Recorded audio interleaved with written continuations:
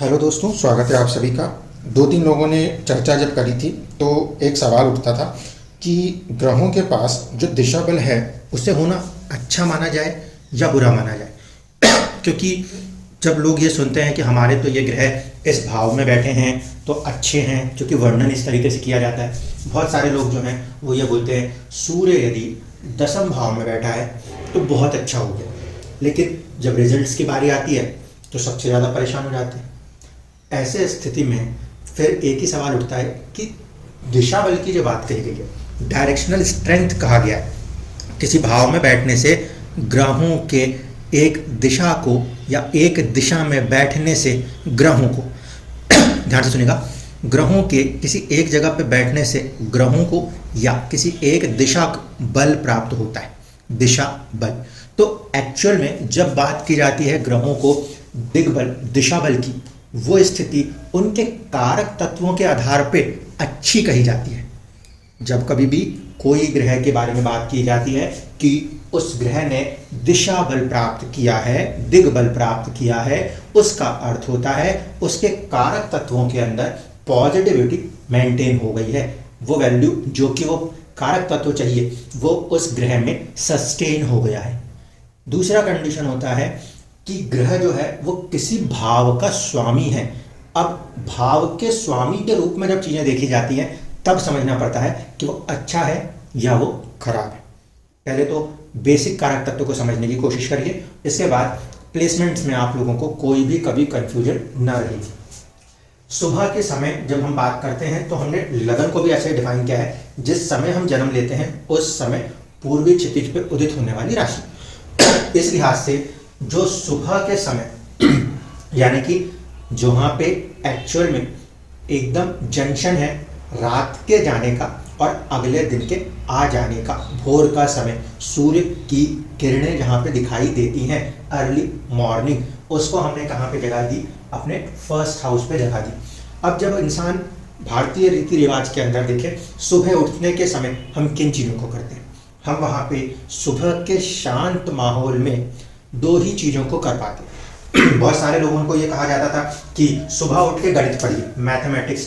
तो सुबह early morning के प्लैनेट्स के तौर पे देखें तो मर्क्यूरी जो है वो बहुत ही एक्टिवली काम करता है। पूरी तरीके से एनर्जाइज हुआ ब्रेन जो है वो अर्ली मॉर्निंग में सबसे ज़्यादा काम करता है, और इसीलिए अर्ली मॉर्निंग्स के मॉर्निंग वॉक्स की जो वैल्यू है वो इस बुद्ध को लेकर कही जाती है। बुद्ध किस कैपेसिटी को दिखाता है? बुद्ध व्यक्ति की उस कैपेसिटी को दर्शाता है जिसमें कि वो अपनी पॉजिटिव वायु को, पॉजिटिव एयर फ्लो को मेंटेन करता है। इस कारण से अर्ली मॉर्निंग के समय में बुद्ध को लगन में अच्छा माना जाएगा, हेल्दी माना जाएगा। ये ग्रीन प्लांट्स को दर्शाने वाला ग्रह है। सुबह की जो अच्छी वायु है, प्राणवायु में सब मिलके अंदर आए और बाहर नेचुरल फ्लो में जाए तो पूरी बॉडी नेचुरली क्लीन हो जाती है। उस लिहाज से बुध जो है वो सुबह के समय सबसे ज़्यादा एक्टिव काम कर सकने वाला ग्रह माना जाता है। इसी तरीके से सुबह के समय सबसे ज़्यादा हम कंसंट्रेशन भी कर सकते हैं, क्योंकि माहौल शांत सा रहता है, ना बहुत ज़्यादा टेम्परेचर, ना बहुत कम टेम्परेचर, ना बहुत ज़्यादा शोर शराबा। ऐसी स्थिति में यहाँ पे दूसरा जो सपोर्ट प्लैनेट बनता है वो है गुरु। इस कारण से पहले भाव में जब कभी भी बुध और गुरु दिखाई देते हैं तो हम कहते हैं उसे दिशा बल प्राप्त है। अब आपको समझ में आना चाहिए दिशा बल किस बात का प्राप्त है। दिशा बल इस बात का प्राप्त है कि यदि लगन के अंदर सौम्य ग्रह गुरु या बुध बैठ जाएंगे तो व्यक्ति के अंदर जितना सुबह एक ताजगी के साथ व्यक्ति जीवन में उठता है, उतनी ही ताजगी के साथ व्यक्ति भावनाओं से, दिमाग से, मस्तिष्क से बैलेंस होकर चीज़ों को सोच समझ पाएगा। इस कारण से जब कभी भी फर्स्ट हाउस में मर्क्यूरी या फिर जुपिटर दिखाई देता है तो उनके जो कारक तत्व हैं उनकी वृद्धि होना लाजमी है, क्योंकि उस ड्यूरेशन में ये दो प्लैनेट्स सबसे ज़्यादा एक्टिव काम करने वाले माने जाते हैं। इसके बाद आता है 10th हाउस। 10th हाउस कुंडली का सबसे प्रबल स्ट्रॉन्ग हाउस माना जाता है।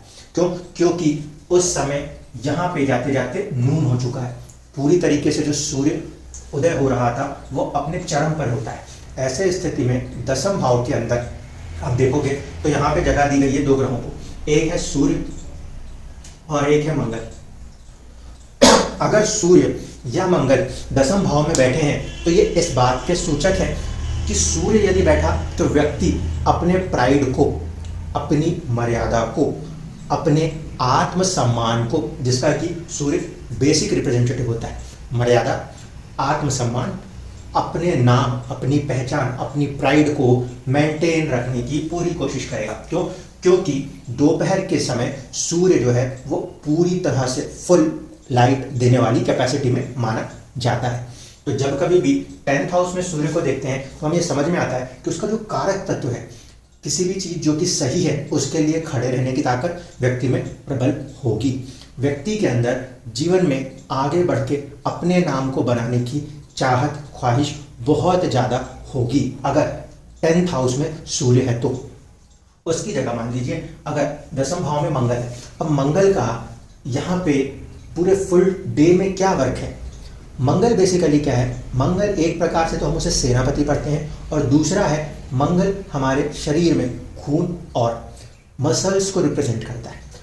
सबसे ज़्यादा हार्ड वर्किंग जो होगी, सबसे ज़्यादा हार्ड वर्किंग जो होगी वो आपको मॉर्निंग से लेकर दोपहर के बीच में दिखाई देगी। जितने भी लोगों ने इंडस्ट्रीज़ के अंदर चीज़ों को देखा होगा उन्हें पता होगा, यहाँ पे आपने अच्छे से नाश्ता किया और दोपहर तक आप सबसे ज़्यादा पीक पे काम करते हो। इसके बाद यहाँ पे आप थोड़ा सा खाना खाते हो, खाना खाने के बाद फिर आपको री एनर्जाइज होकर फिर काम करना होता है। तो मंगल क्या है? मंगल उसी चीज़ में पुरुषार्थ है। यहाँ से लेकर यहाँ तक आने के बाद मंगल हमें फिर से नई ऊर्जाओं से भरकर दोबारा से कार्य करने के लिए आगे बढ़ाता है। तो मंगल जब 10th हाउस में दिखाई देता है, इसका मतलब है मंगल पैशन का, साहस का, पराक्रम का स्वामी है। यहाँ से शुरू हुआ काम करना और यहाँ आते आते थक जाने के बाद री एनर्जाइज होकर फिर से आगे बढ़ने की ऊर्जा जो है वो दसम का मंगल प्रदान करता है। क्योंकि मंगल का सीधा सा अर्थ है साहस, पराक्रम। ये दो कारक तत्वों को वो हासिल कर लेता है जब कभी भी वो दसम भाव में आके बैठा है। इस कारण से 100% कोई सी भी बुक हटाते हैं वहां पे आपको दिखाई देता है कि यदि मंगल जो है वो दसम भाव में बैठा है तो कुल दीपक नाम के राज्यों की बात करते हैं कि कुल दीपक नाम का एक योग गठित हो जाएगा यदि मंगल दसम में बैठा है। वो इसलिए होगा क्योंकि पूरी धूप के अंदर, पूरी ऊंचाइयों पर पहुंचने के साहस के साथ उसको कार्य क्रियान्वित करने की कैपेसिटी मंगल के पास है। पराक्रम की कैपेसिटी मंगल को जोड़ के दी गई है। ऐसी स्थिति में यदि मंगल दसम भाव में बैठा है तो यह माना जाता है कि व्यक्ति पराक्रमी आ जाएगा, साहसी आ जाएगा। किस मामले में? उसके अपने कारक तत्वों को एक बल, दिशा बल प्राप्त हो जाएगा। जबकि साहस और पराक्रम का भाव तो तीसरा है दोस्तों, लेकिन सही जगह पे ऊर्जा का इस्तेमाल, सही जगह पर अपने प्राइड का इस्तेमाल, सही जगह पे अपनी ऊर्जा का इस्तेमाल, ये 10th हाउस में जाके होता है। तो यहाँ पर जब ग्रह दिशा बली होते हैं तो वो इन चीज़ों में वृद्धि करने लगते हैं। अब बात करें शाम की। शाम आते आते तक जो व्यक्ति है वो थकान को फील करते करते वापस अपने घर को लौटने लगते हैं। तो यहाँ पर आके किसे दिशा बल प्राप्त हो रहा है? यहाँ पे थकान को दिशा बल प्राप्त हो रहा है। थोड़ा सा चीज़ों को ये कहना चाहिए कि स्लो करने वाली कंडीशन है। दिन भर से भागदौड़ के बाद चीज़ों को स्लो करने वाली कंडीशन है। यहाँ पे खड़े होते हैं जाकर शनि। तो जो सैटर्न है वो 7th हाउस में आके डायरेक्शनल स्ट्रेंथ पकड़ लेंगे। 7th हाउस क्यों? क्योंकि इवनिंग का टाइम है। यदि सूर्य उदय को दर्शाने की कोशिश करता है तो शनि उसको छिपाने की कोशिश करता है, हाइड करने की कोशिश करता है। वो इवनिंग में होता है। ऐसे स्थिति में यह माना जाता है कि शनि जो है वो शाम के समय या फिर कुंडली में सप्तम भाव में बैठेगा तो उसे दिशा बल प्राप्त होगा। अब देखिए, शनि का दिशा बल प्राप्त करना अच्छा नहीं माना जाता। शनि का दिशा बल प्राप्त करना अच्छा नहीं माना जाता। क्यों नहीं माना जाता? क्योंकि ऐसे स्थिति में वो शनि जो है वो रोग का भी कारक ग्रह है, वो आलस का भी कारक ग्रह है, वो अकेलेपन का भी कारक ग्रह है। इसीलिए सप्तम भाव में बैठा हुआ शनि रोग, आलस या अकेलापन दिखा सकता है। कंडीशन सिर्फ तभी बदलेंगी दोस्तों ऐसे में जब वो शनि किसी शुभ भाव का स्वामी हो। अन्यथा वो कहीं गलत भाव का स्वामी है और जाके बैठ गया तो फिर वो अपने कारक तत्वों के साथ साथ अपने भाव के प्रभाव को भी बढ़ाने वाला होगा। इसीलिए अगर पहला भाव है, पहले भाव में गुरु बैठे हैं लेकिन कर्क लगन की कुंडली है तो व्यक्ति में सोचने समझने की ताकत बढ़ गई। छठे भाव के स्वामी होने के कारण जीवन में संघर्ष, शत्रुता, कहीं ना कहीं एक स्ट्रगल बढ़ जाता है। इसी तरीके से अगर हम सप्तम में शनि को देख रहे हैं और शनि की कोई भी राशि 12th हाउस में आई हुई है, 10 नंबर है या 11 नंबर, अगर वो 12th हाउस में आई है और शनि दिशा बल ले ले तो फिर जीवन के अंदर बहुत ज़्यादा कठोर संघर्ष बन जाएगा। वहाँ पे हम ये नहीं कह सकते कि ग्रह ने दिशा बल हासिल किया तो बहुत अच्छा कुछ कर लिया। अब यहाँ पर आ जाइए, मध्य रात्रि के समय पर व्यक्ति क्या करना चाहता है? सोना चाहता है, चैन की नींद लेना चाहता है। तो यहाँ पे हम किसको बल देते हैं? यहाँ पे हम मानते हैं चंद्रमा दिशा बली होता है, यानी कि चौथे भाव में यदि चंद्रमा है तो व्यक्ति चैन से सो सकता है, क्योंकि रात के समय को हम बेसिकली नींद के लिए यूज करते हैं। ऐसा व्यक्ति बहुत ही अच्छे से अगर सो पा रहा है तो अगले दिन के लिए प्रॉपर एनर्जाइज हो जाएगा। यहीं पर दूसरे ग्रह को जब जोड़ा जाता है तो वो होता है शुक्र। शुक्र को रात में जोड़ने का क्या अर्थ है? जब रीत क्रियाओं की बात होती है तो वहाँ पर वो चीज़ें भी संध्या के बाद से और रात्रि के आसपास के समय पर दी जाती हैं। ऐसी कंडीशन में भोग विलास, जो कि संतान उत्पत्ति की तरफ आगे बढ़ती हो, उन चीज़ों के लिए शुक्र का प्रभाव चौथे भाव से देखें तो वो उसको पॉजिटिविटी के साथ दिखाने लगता है। क्योंकि ये इन ग्रहों के कारक तत्व हैं। शुक्र वैभव का कारक तत्व है, शुक्र वीर का कारक तत्व रखता है। चंद्रमा इमोशंस को दिखाता है, माइंड को दिखाता है, चंचलता को दिखाता है। और इस पर्टिकुलर ड्यूरेशन के अंदर अगर ये चीज़ बहुत आसानी से नॉर्मल न्यूट्रल हो रही है तो फिर तो जीवन के अंदर चीज़ें बहुत अच्छी हैं। इसका मतलब है कि व्यक्ति कितना भी थका है आराम से वो जीवन के अंदर बिना किसी टेंशन के सो पाएगा। लेकिन मान लीजिए यही चंद्रमा कुंडली में 12वें भाव का स्वामी बन गया, या यही चंद्रमा कुंडली में 6ठे भाव का स्वामी बन गया, या यही चंद्रमा कुंडली में 8वें भाव का स्वामी बन गया और फिर जाकर ये चौथे घर में इस तरीके से दिशा बल ले ले, तो चंद्रमा के कारक तत्वों के साथ साथ उस भाव के तत्व को भी बहुत ज़्यादा बल मिल जाएगा। उस कंडीशन में हम चंद्रमा को चौथे भाव में उतना अच्छा नहीं कह पाएंगे। जैसे कि 8 नंबर की लगन कुंडली होती है, 8 नंबर की लगन कुंडली के अंदर चंद्रमा जो होता है वो 9th हाउस का स्वामी होता है। अब ऐसा चंद्रमा जब 8 नंबर यानी कि वृश्चिक लगन की कुंडली में चौथे भाव में बैठा हुआ दिखाई देता है तो चंद्रमा के पास दिशा बल तो है, सारी चीज़ें बहुत अच्छी हैं। वहाँ पे क्या प्रॉब्लम आ जाती है? अपने भाव से 6-8 का संबंध करके किस्मत के अंदर भी बाधाओं को बहुत स्ट्रांगली बढ़ा देता है, या फादर की लाइफ के अंदर चैलेंजेस को बहुत ज़्यादा बढ़ाया हुआ दिखाने लगता है। इसीलिए मैं आपसे कह रहा हूँ, जब आप सिर्फ दिशा बल को लेके सोचने की कोशिश करते हैं तो दिशा बल ग्रहों के कारक तत्वों को दर्शाता है। और कोई भी ग्रह यदि दिशा बली होने के बाद पीड़ित और प्रभावित हो गया, ऐसे स्थिति में वो काफ़ी ज़्यादा डेंजरस भी हो सकता है। जैसे कि चंद्रमा यदि दिशा बली है, यानी कि अपनी पूरे सिग्निफिकेंस के साथ कंप्लीट बैठा है लेकिन पीड़ित हो गया, तो वो भाव और उसका कारक चौथे भाव में पीड़ित माना जाता है। जब वो दोनों ही पीड़ित होते हैं, भाव पीड़ित होता है, मन पीड़ित होता है, ऐसे स्थिति में कहीं ना कहीं चुनौतियां जो है वो और ज़्यादा बढ़ जाया करती। इसलिए सिर्फ ये कहना या ये सोच लेना कि हमारी कुंडली में ये ग्रह यहाँ बैठा है, इसके पास दिशा बल है, तो दिशा बल इस बात को दर्शाता है कि उसके कारक तत्वों की वृद्धि हो चुकी है। इस्तेमाल कैसे करना है इसको?